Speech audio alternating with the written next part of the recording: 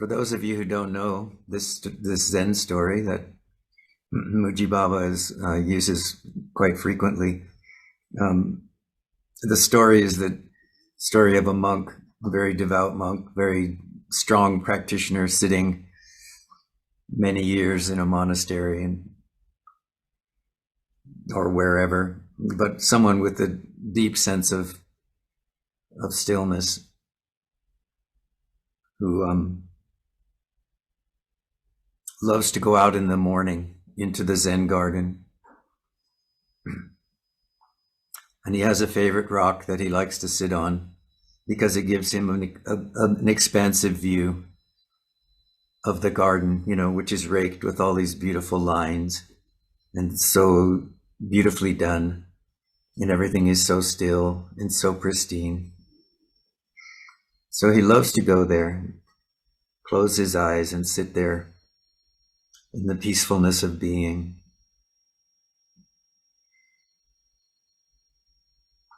One morning, there is a tree. The tree is always there, but one morning, as he is sitting, he's enjoying this beautiful garden, the pristine quality of this beautiful space. He closes his eyes, goes into samadhi, and then the wind blows. Because the wind blows, one leaf from this tree blows across the Zen garden and falls on the sand in front of him. So now the perfection of this beautiful garden has a leaf sitting in the center. As soon as the leaf comes and hits the ground, is sitting in his pristine state of awareness, and one eye goes. And this shows that though he is alert, there is this wakefulness around this disturbance, and that his natural state of peace and calm is immediately disturbed. This is a beautiful story. This happens for all of us, doesn't it? Whether it's a single leaf or it's a whole cyclone going around us, doesn't matter.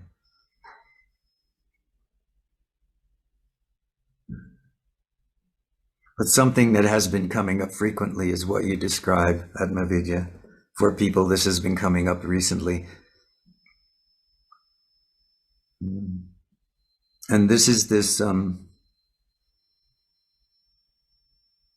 despite a strong intention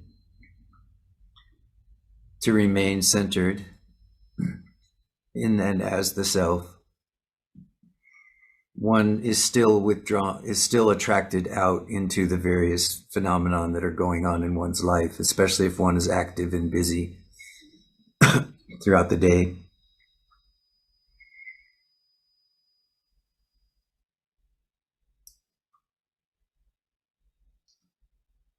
So I would just encourage you to continue to keep this strong intention to remain as the center of being in whatever space you're in whatever situation you're in.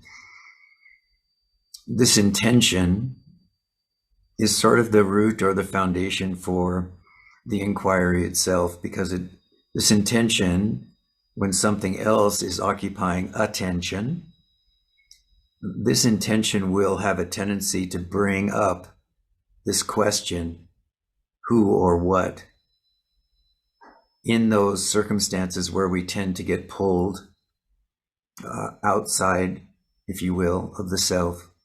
We are never outside of the self, but in the way you describe it, it feels like this. So by keeping this intention to return, if you will, to the center of being, even after we've been pulled out, we strengthen this as another tendency, where before the tendency has been here to allow ourselves to just move out into the objects, into the emotions, into the thoughts, into the experiences, without regard for being pulled out of center.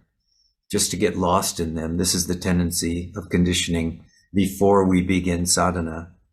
But as we begin sadhana, as we go through the days, weeks, months, and years of doing this inquiry, of asking, who is pulled out?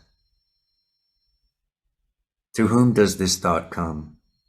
To whom does this emotion arise? What is aware here in this circumstance? By doing this, we begin to put another foundation in place. One of the secrets, though, to this foundation becoming stronger and more permanent is to begin to let go of all judgment around this happening. To see this movement outward, if you will, or this drawing of the attention outward by the objects, by the experiences, by the thoughts, by the emotions, as just conditioning, as something which is happening quite naturally as a consequence of the momentum, you can say, of conditioning. And to make our peace with the fact that that happens. This is very important. If we don't make peace with the fact that our conditioning rises and we see some consequence of that conditioning arising, if we don't do that, we tend to be overly harsh with ourselves, in our mind, in our heart. We tend to be impatient. These kinds of feelings will and can and do come up.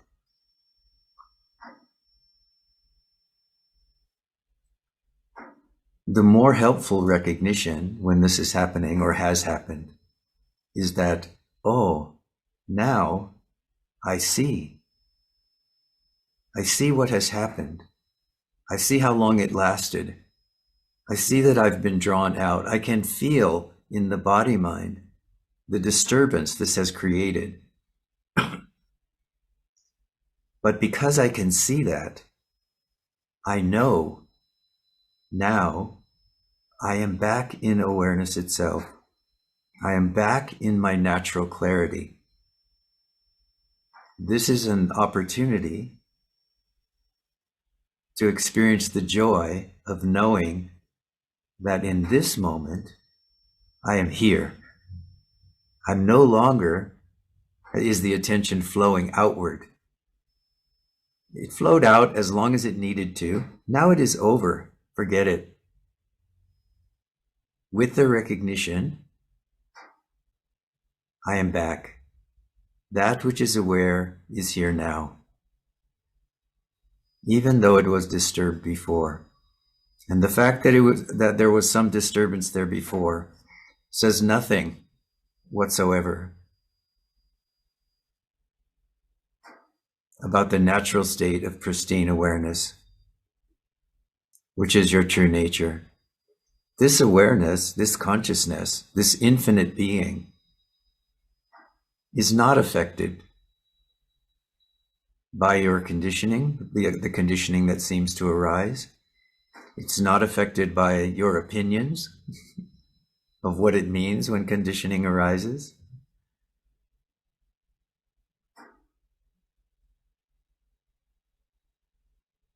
Your natural state is being, consciousness. Being consciousness in its pristine state is that state or that way of being which you are craving and longing for when something calls you away, when attention goes out, even dramatically.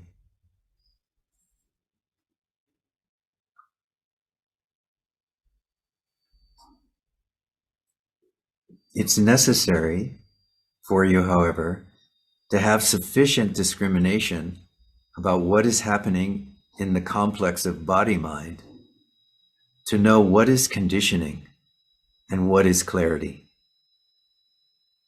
So this is the opportunity that rises when you feel drawn away, when you feel distracted. The opportunity that arises is that when you come back, you can know this is clarity. In order to do that, you have to let go of all of your opinions about how you have failed, or you have not understood it, or you didn't get it, or you did it wrong again. All of these mental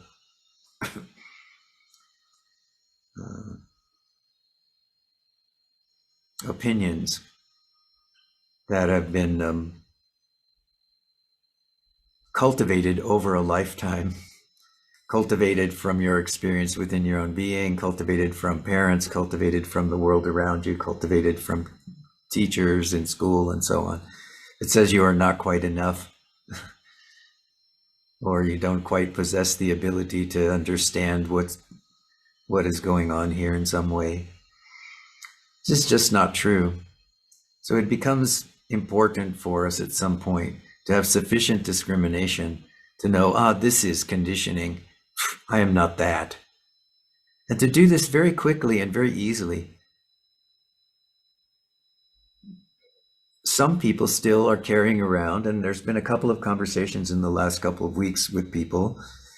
Some people are still carrying around this idea that if something which I judge to be less than enlightened rises in this body mind, that somehow I have to discover what is the meaning of this? What is the root of this? How did this happen? What happened here? How did I get to this place? It's simpler than that, my friends. It's much simpler than that. Simply know that is not me. That is just conditioning. I am that which is aware here now, saw that conditioning and laughed at it, knowing that this is just the dance of mind. This is the dance of conditioning. The truth is always here. Your nature is being consciousness. You know your nature in that moment of clarity, not in that moment of conditioning. So why not abandon conditioning altogether whenever it comes up? Don't identify with it. Don't need to find the root of it. Just abandon it. Not this, not this. Yes, some of you have heard me talk about this in the teaching. There's this teaching that's called neti neti. Not this, not this. And this implies a very simple and direct way of dealing with this kind of conditioning, and that is to simply swat it away with your own clarity. I am not this, and not this. That which is aware is here now as this pristine awareness, which is open, loving, compassionate, kind, not only toward oneself, but toward all beings. This is your nature.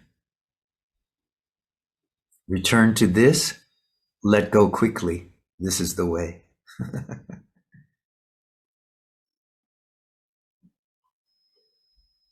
Om Trayambakam Yajamahe Sugandhim Pushtivardhanam Urvarukamiva Vandinam Mrityor Mukshiyamamritawa Swaha Bhuva Bhu Om Sat Jung Hang Om